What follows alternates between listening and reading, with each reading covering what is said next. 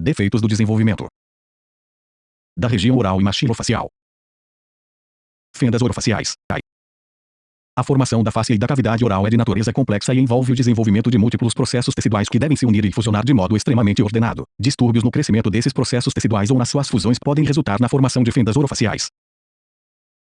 O desenvolvimento da porção central da face tem início por volta do final da quarta semana de desenvolvimento humano, com o aparecimento dos placôides nasais, olfatórios, de cada lado da parte inferior do processo frontonasal. A proliferação de ectomesênquima em ambos os lados de cada placôide resulta na formação dos processos nasal mediano e nasal lateral. Entre cada par dos processos existe uma depressão ou fossa nasal, que corresponde à narina primitiva. Durante as sexta e sétima semanas de desenvolvimento, o lábio superior se forma por meio da união dos processos nasais medianos e com os processos maxilares do primeiro arco branquial. Logo, a parte média do lábio superior é derivada dos processos nasais medianos, e as partes laterais são derivadas dos processos maxilares. Os processos nasais laterais não estão envolvidos na formação do lábio superior, mas dão origem à asa do nariz. O palato primário também é formado pela união dos processos nasais medianos para compor o segmento intermaxilar. Tal segmento dá origem à premaxila, uma estrutura óssea com formato triangular que irá abrigar os 4 incisivos superiores. O palato secundário, que constitui mais de 90% do palato duro e palato mole, é formado pelos processos maxilares do primeiro arco branquial. Durante a sexta semana, projeções bilaterais emergem das porções medianas dos processos maxilares para formar as cristas palatinas. Inicialmente, essas cristas estão orientadas em uma posição vertical de cada lado da língua que está em desenvolvimento. Conforme a mandíbula cresce, a língua assume uma posição mais inferior, permitindo que as cristas palatinas sofram rotação para uma posição horizontal e cresçam uma em direção à outra. Por volta da oitava semana, já ocorreu crescimento suficiente para permitir que as porções anteriores de tais cristas iniciem a fusão entre si. As cristas palatinas também se fusionam com o palato primário e com o septo nasal. A fusão das cristas palatinas inicia-se na porção anterior do palato e progride posteriormente, estando completa por volta da 12ª semana de vida. A fusão defeituosa do processo nasal mediano com o processo maxilar resulta na fenda labial, FL. Do mesmo modo, a falha na fusão das cristas palatinas resulta na fenda palatina, FP. Frequentemente, a FL e a FP ocorrem juntas. Aproximadamente 45% dos casos são representados por FL mais FP, sendo 30% casos isolados de FP e 25% casos isolados de FL. Acredita-se que tanto a FL isolada como a FL associada a FP sejam condições relacionadas etiologicamente, podendo ser consideradas um grupo, FL com ou sem FP, FL plus OR minus FP. A FP isolada parece representar uma entidade separada da FL plus OR minus FP. A causa da FL plus OR minus FP e da FP isolada ainda não está totalmente estabelecida. É importante se diferenciar em fendas isoladas daquelas associadas a síndromes específicas. Apesar de muitas fendas serem anomalias isoladas, já foram identificadas mais de 400 síndromes do desenvolvimento que podem estar associadas a FL plus OR minus FP ou FO isolada. Estudos sugerem que mais de 30% dos pacientes com FL plus OR minus FP e 50% dos que apresentam FP isolada têm anomalias associadas. Alguns desses casos são síndromes monogênicas que podem ser autossômicas dominantes, autossômicas recessivas ou de padrão hereditário ligado ao cromossoma X. Outras síndromes resultam de anomalias cromossômicas ou são idiopáticas. A causa das fendas não sindrômicas não segue um padrão simples mendelianos de herança, mas parece ser heterogênea. Logo, a propensão ao desenvolvimento de fendas pode estar relacionada a um número maior ou menor de genes e fatores ambientais que podem estar combinados para ultrapassar um limiar de desenvolvimento. Vários genes candidatos para a fenda idilose foram identificados em diferentes regiões cromossômicas. O consumo materno de álcool foi associado ao aumento no risco de desenvolvimento tanto para fendas sindrômicas como para as não sindrômicas. O hábito de tabagismo materno, no mínimo, dobra a chance de desenvolvimento de fendas em comparação com mães não tabagistas. Um aumento na frequência também tem sido relacionado ao uso de anticonvulsivantes, especialmente a fenitoína, que aumenta cerca de 10 vezes a chance de formação de fendas. Embora as evidências ainda sejam contraditórias, vários estudos sugeriram que a suplementação com ácido fólico pode prevenir, de alguma forma, o desenvolvimento de fendas orofaciais.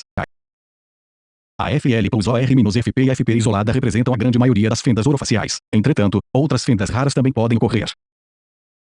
A fenda facial lateral é causada pela falta de fusão dos processos maxilar e mandibular e representa 0,3% de todas as fendas faciais. Tal fenda pode ser unilateral ou bilateral, estendendo-se da comissura labial até a orelha, resultando em macrostomia. A fenda facial lateral pode ocorrer como um defeito isolado, mas geralmente está associada a outras desordens, tais como desostose mandibulofacial, ver adiante, espectro óculo-aurículo vertebral, microsomia hemifacial, desostose acrofacial de Nager, sequência de ruptura amniótica. A fenda facial oblíqua estende-se do lábio superior ao olho. Está quase sempre associada a FP, e muitas vezes, as formas graves são incompatíveis com a vida. A fenda facial oblíqua pode envolver a narina, assim como na FL, ou pode passar lateralmente pelo nariz e se estender para o olho. Essa fenda é rara, representando apenas 1 em cada 1.300 casos de fendas faciais. As fendas podem resultar da falha na fusão do processo nasal lateral com o processo maxilar. Outras podem ser causadas por bandas amnióticas. A fenda mediana do lábio superior é uma anomalia extremamente rara que resulta da falha na fusão dos processos nasais medianos. Ela pode estar associada a várias síndromes, incluindo a síndrome orodigitofacial e a síndrome de Ellis-von Creveld. As fendas medianas do lábio superior mais aparentes, na verdade, representam uma agenesia do palato primário associada à holoprosencefalia. Características clínicas e radiográficas.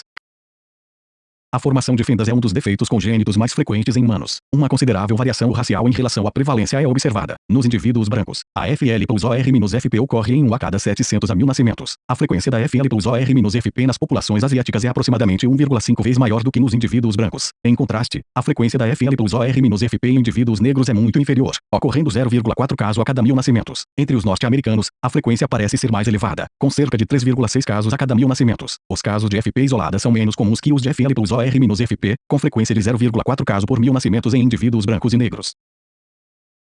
A FL+OR-FP é mais comum em homens. Quanto mais grave o defeito, maior a predileção por homens. A relação homem-mulher para a FL isolada é de 1,5, 1, e a relação da FL mais FP é de 2, 1. Em contrapartida, os casos de FP isolada são mais comuns em mulheres. Da mesma forma, quanto mais grave a fenda, maior a predileção por mulheres. Fendas que envolvem o palato mole e palato duro são 2 vezes mais frequentes em mulheres, porém a relação é quase igual para as fendas que acometem apenas o palato mole.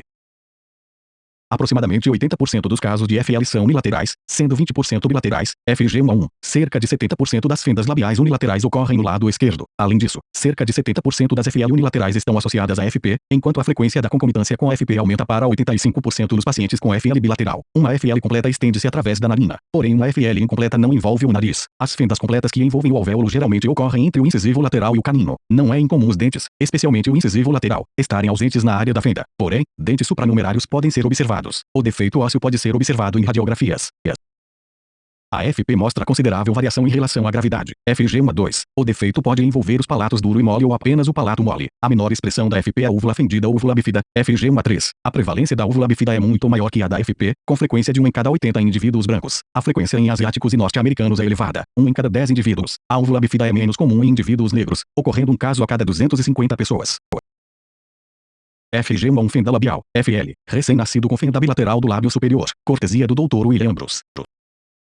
FG1-2 fenda palatina, FP, defeito palatino resultando na comunicação com a cavidade nasal. FG1-3 úvula bífida. Em alguns casos, uma fenda palatina submucosa pode se desenvolver. A superfície mucosa se apresenta intacta, porém existe um defeito na musculatura subjacente do palato mole, FG1-4. Com frequência ocorre uma chanfradura no osso ao longo da região posterior marginal do palato duro. Essa fenda incompleta ocasionalmente se manifesta como uma área de coloração azulada, porém é mais bem identificada através da inspeção realizada com um instrumento rômbico. Em geral, ela também pode estar associada à úvula bífida. A sequência de Pierre-Robin, anomalia de Pierre-Robin, FG1-5, é uma condição bem reconhecida caracterizada por FP, micrognatia mandibular e glossoptose, obstrução das vias aéreas causada pelo deslocamento posterior e inferior da língua. A sequência de Pierre-Robin pode ocorrer como um fenômeno isolado, ou pode estar associada a uma ampla variedade de síndromes ou outras anomalias. A síndrome de Stickler e a síndrome velocardiofacial são as duas doenças genéticas mais associadas. Acredita-se que o crescimento reduzido da mandíbula no útero resulte na falha do deslocamento inferior da língua, impedindo, assim, a fusão das cristas palatinas. A mandíbula retraída resulta em deslocamento posterior da língua. Falta de suporte para a musculatura da língua. Obstrução das vias aéreas. A dificuldade respiratória, especialmente quando a criança está em posição supina, é bastante observada ao nascimento e pode causar asfixia. A fenda palatina geralmente tem a forma de U e apresenta-se mais larga do que a FP isolada. O paciente portador de uma fenda é afetado por vários problemas, alguns muito óbvios e outros nem tanto. O problema mais evidente é a aparência clínica, que pode levar a dificuldades psicossociais. As dificuldades na fala e na alimentação são inerentes à condição, especialmente nos casos de FP. A maloclusão é causada pelo colapso do arco maxilar, possivelmente com ausência de dentes supranumerários ou ambos. FG1-4 fenda palatina submucosa. Presença de uma fenda na linha média do osso palatino, porém a mucosa de revestimento está intacta. Uma úvula bífida também está presente. FG1-5 sequência de Pierre-Robin, micrognatia mandibular em um recém-nascido com fenda palatina, FP, cortesia do Dr. Robert Gorlin. Tratamento e prognóstico. O tratamento do paciente com uma fenda orofacial é desafiador. O tratamento ideal deveria envolver uma abordagem multidisciplinar, incluindo porém não limitado a isso, pediatra, cirurgião bucomaxilofacial, otorrinolaringologista, cirurgião plástico, odontopediatra, ortodontista, protesista, fonoaudiólogo e geneticista. A cirurgia reparadora geralmente envolve múltiplos procedimentos primários e secundários durante a infância. Os tipos específicos de procedimentos cirúrgicos e a época em que são realizados variam de acordo com a gravidade do defeito e com a filosofia seguida pela equipe de tratamento. Uma discussão detalhada desses procedimentos foge ao objetivo deste texto. Entretanto, o fechamento primário do lábio é geralmente realizado durante os primeiros meses de vida, seguido, posteriormente, pela correção do palato. Aparelhos protéticos e ortopédicos em geral são utilizados para moldar ou expandir os segmentos da maxila antes do fechamento do defeito do palato. Na fase mais tardia da infância, enxertos ósseos autógenos podem ser colocados na região defeituosa do osso alveolar. Posteriormente, na infância, procedimentos ortognáticos e enxertos de tecido mole podem ser usados para melhorar a função e a estética. A distração osteogênica da maxila pode ser útil em pacientes cuja cicatriz do palato limita a quantidade de avanço possível no momento da osteotomia. Dificuldades de respiração nas crianças portadoras da sequência de Pierre-Robin são mais bem tratadas com medidas conservadoras, tais como o posicionamento lateral e prona. Entretanto, em crianças com obstrução aérea significativa, a manutenção de via aérea nasofaríngea deve ser garantida. Em casos mais graves, a distração osteogênica mandibular pode ser um tratamento preferível em vez da traqueostomia. O aconselhamento genético é importante para o paciente e sua família. Nos casos não sindrômicos de fenda orofacial, o risco de desenvolvimento de fenda em um descendente ou irmão de uma pessoa afetada é de 3% a 5%. No caso de nenhum outro parente de primeiro grau também ser afetado, o risco aumenta para 10% a 20% se outros parentes de primeiro grau são afetados. O risco pode ser maior para aqueles com fendas que estão associadas a síndromes, de acordo com um possível padrão hereditário. Fossetas da comissura labial. As fossetas da comissura labial são pequenas invaginações da mucosa que ocorrem no limite do vermelhão dos lábios, nos ângulos da boca. Tal localização sugere que elas ocorram devido à falha na fusão normal do processo embrionário maxilar e do processo mandibular. Aparentemente, as fossetas da comissura labial são mais frequentes em adultos, tendo sido relatadas em 12% a 20% da população.